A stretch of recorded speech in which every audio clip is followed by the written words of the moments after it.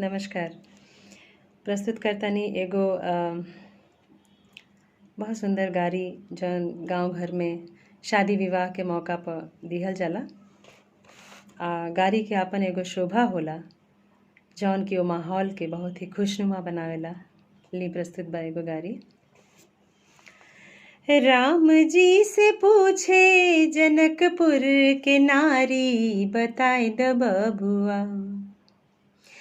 राम जी से पूछे जनकपुर के नारी, बताए द बबुआ।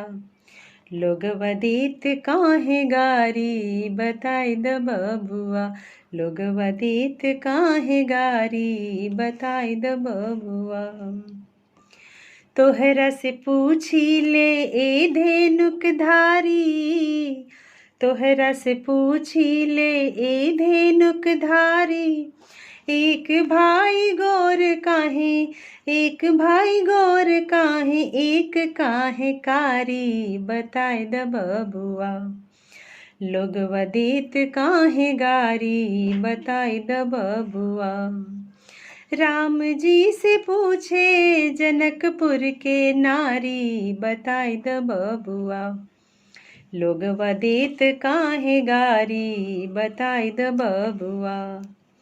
ई बूढ़ा बाबा के पाकल पाकल दाढ़ी, ए बूढ़ा बाबा के पाकल पाकल दाढ़ी।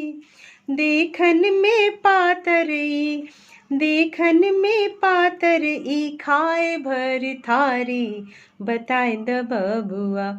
लोगवा देत काहे गारी, बताए द बबुआ। राम जी से पूछे जनकपुर के नारी, बताए द बबुआ। लोगवा देत काहे गारी, बताए द बबुआ। राजा दशरथ जी कैलन होशियारी, राजा दशरथ जी कैलन होशियारी। एक ही मर्द पर, एक ही मर्द पर तीन तीन गो नारी, बताए द बबुआ। लोगवा देत काहे गारी, बताए द बबुआ। लोगवा देत काहे गारी, बताए द बबुआ।